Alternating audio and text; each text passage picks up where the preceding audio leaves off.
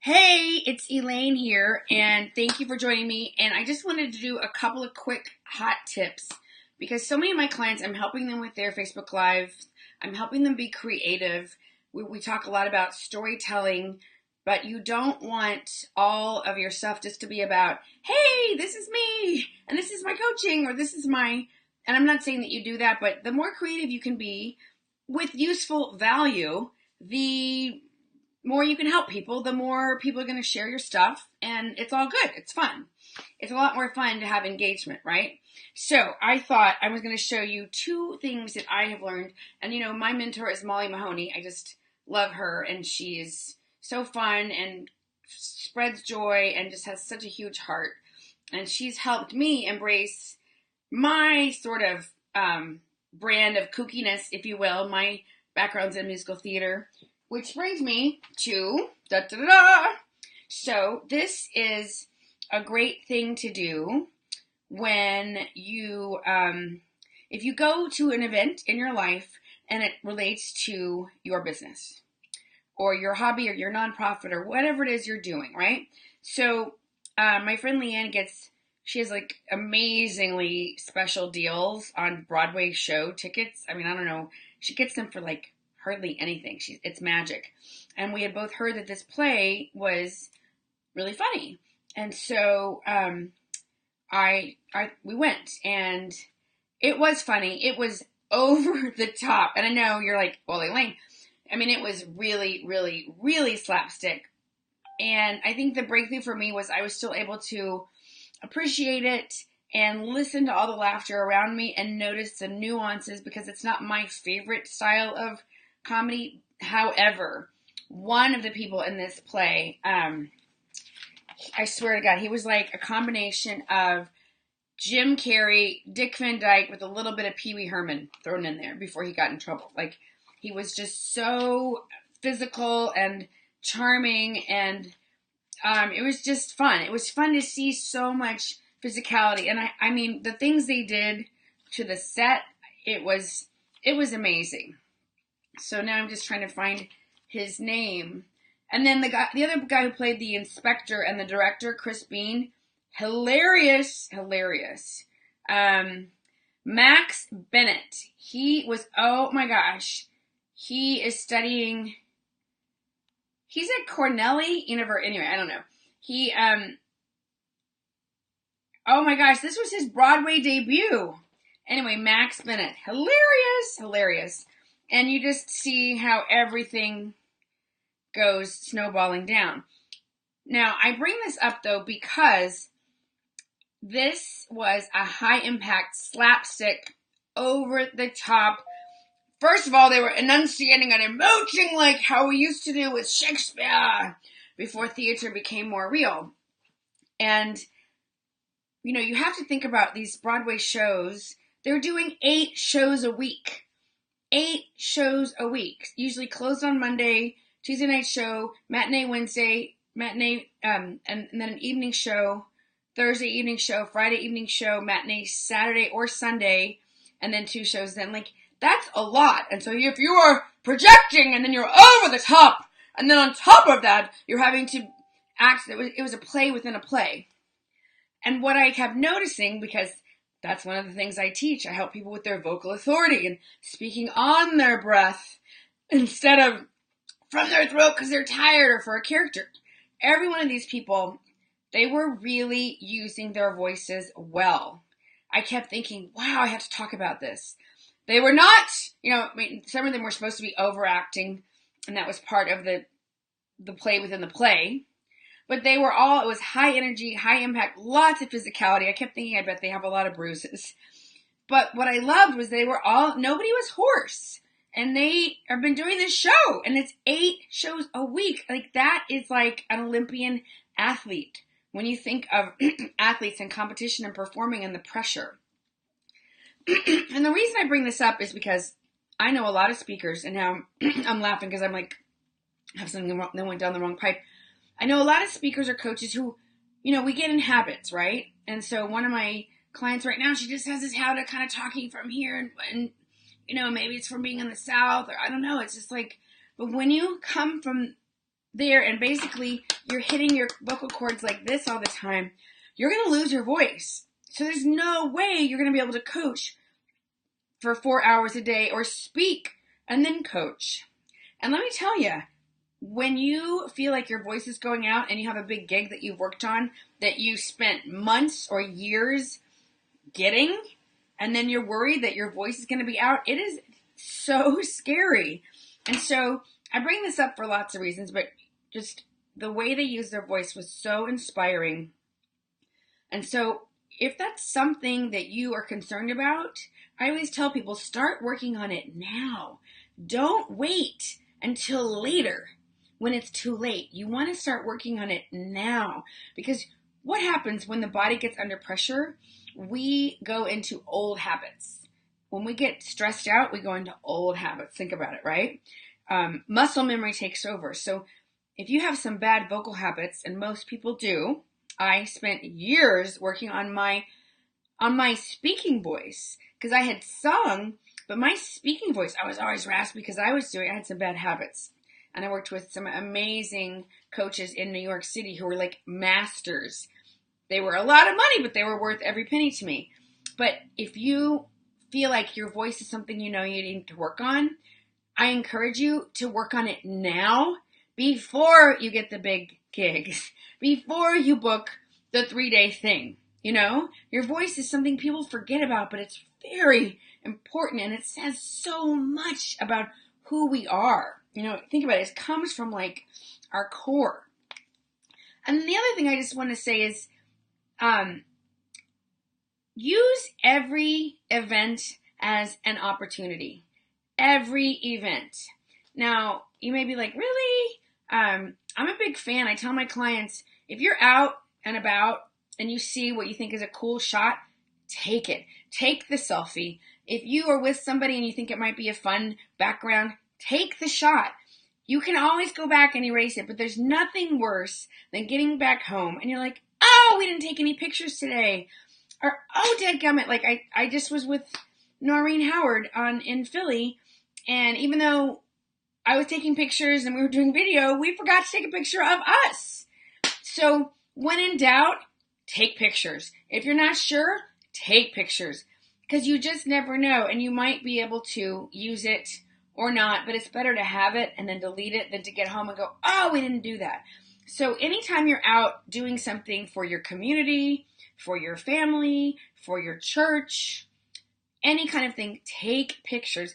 And I'm not saying everything has to be all like, hey, I am so perfect. You know, you can take pictures in groups, or you can take candid pictures, or there's lots of different ways to be creative.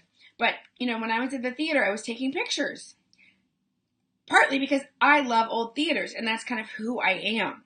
You know, another one of my mentors, Jonathan Christian, he says, Elaine, they want more of you. They want to know more about you and your life, which I'm like, really?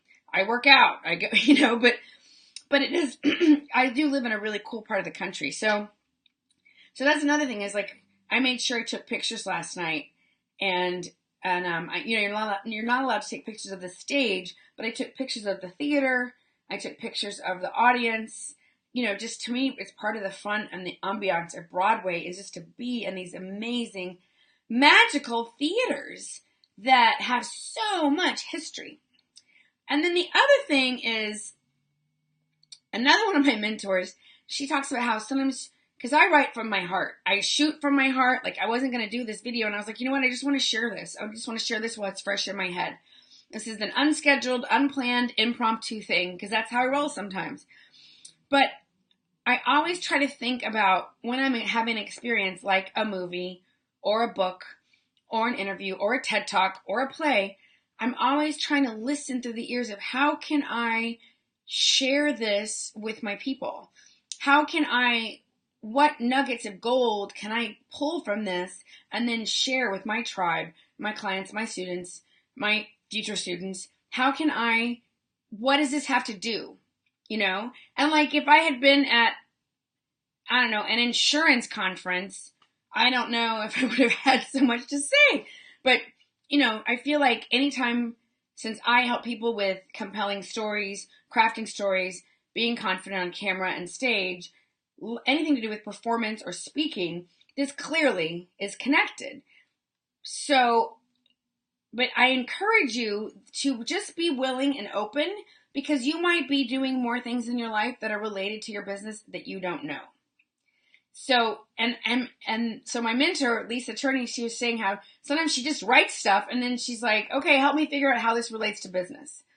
And I love that, because to me, that is coming from a heart place, a heart and core place, from a centered place of wanting to bring value, wanting to make a difference, wanting to share my human experience with my 40 plus years of performing and then coaching and teaching and speaking. How can I share what I'm gleaning with my perspective and my experience, and share that with others?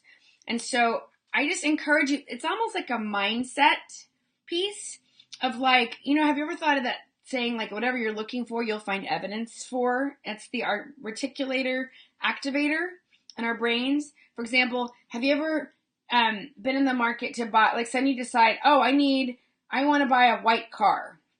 And so all of a sudden you start seeing white cars everywhere. You had no idea so many people had white cars, but because you set the intention that you were looking at possibly getting a white car, all of a sudden they're everywhere. Have you had that experience, right? Like, I love that. So that's an example of just like, use everything you have, and so many of your experiences can be related back to your brand, your topics, your philosophy. And so I really encourage you to use everything you have. So that is my little takeaway. Voice, body, breath. Really learning to protect your voice. If you know you need help, get it now before you're on Oprah's couch. And using, everything around you as a photo op, because you never know. And it's better to get home and go, oh, you know what, we don't need that. Or, oh, it's not a very good one. It's so much better to have it and delete it than to get home and go, oh, we forgot to do that. And then the last one is, how can this relate? What I'm experiencing right now as a human being, how can this relate to my brand, my topics, my work, what I do?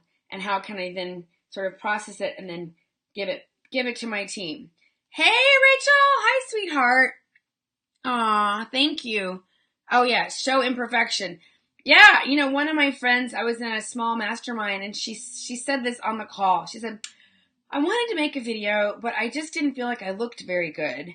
But then I thought about Elaine and how she doesn't look good a lot of the times, and she makes videos. And I know she didn't mean that in a bad way, but a part of me was like, do I look that bad? Like, I just thought it was funny. But I'm grateful that I could laugh about it. So that is one of the takeaways of, like, take what's going on in your life and share that and think about how it can relate. So that's the one. And then the other one, are you ready? Drum roll. You can always open a package, right? Like, I think they do this on YouTube stuff. So I thought, you know what? I'm going to share this. So I've actually had this package now for a week. And I just want to give another shout out to Molly Mahoney, because she talks about technology and what she likes to use. And I have a studio. I live in a studio and I have a studio. But I'm constantly moving my furniture around and propping things up and hanging lights. And, I try to give you different backgrounds because it's fun. But Molly Mahoney talks about this is a laptop stand. And I'm also a singer, but I've never had a music stand. So I thought, you know what? I ordered this, so I'm going to open it on camera. It's probably not quite as glamorous as I think that there's a candy woman who just, like, opens candy and people watch her stuff. I haven't watched her. I don't need anybody else telling me how to open candy. Unfortunately, that is one of my sweet tooths is definitely sugar.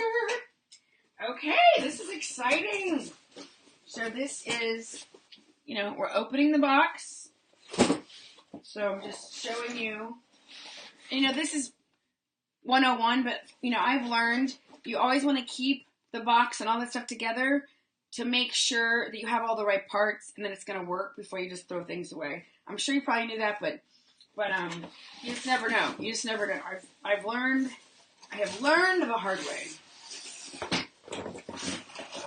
And I have to say like I have a million tripods. I have left a million tripods on college campuses all across the country. This is like a Mondo. Oh my God. This tripod is like, you could kill somebody with it. I'm just kidding. It feels so good because it just feels so sturdy. Unfortunately, a lot of the tripods you can get from different places can feel very flimsy. And I literally got one time, and I swear to God, like something flew off of it the minute I opened the box and put it together.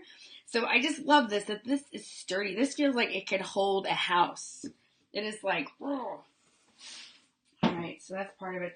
Now, I'm probably not going to try to put it together for you because that could be dangerous. All right. Oh, it's actually way more simple than I realized. So, ta-da! And what I like about this really is a music stand. See, you can prop things up. You can put notes or papers or a laptop or a tablet or another phone. Ah, I just love this. So exciting. So exciting. Wow, look, I did it. I was just kind of messing around and I just put it on the thing. Da, da, da, da.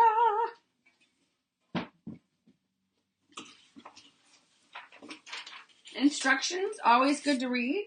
And then, oops, there's something else. I don't know what this is. Oh, this might be like a sticky thing. Oh, to have, so it doesn't slide off. I will read the directions, but I will not waste your time while I'm doing it. But yeah, no, this is a great idea if you as you're making your Facebook Lives or whatever you're doing. And hi, Rachel, I'm so happy to see you, sweetheart. So this is one of the ways you could do, sharing what's going on in your life, a play, a book, a movie, a person you saw. People who are following you want to know more about you and why you like that person or why you do what you do. So great examples of including people in your tribe and then sharing the little things because you're helping people, right? I mean, my whole goal is to help people have fun on video and have fun when they're speaking and be self-expressed and get their message out. The world needs us. If you are a speaker, a coach, an author, a healer, we need you. There's still a lot of people in a lot of pain who need you, need your work, need your message. So that is enough out of me from my little impromptu thing. I was just so excited to I'm going to undo a box. And then there's more to do too.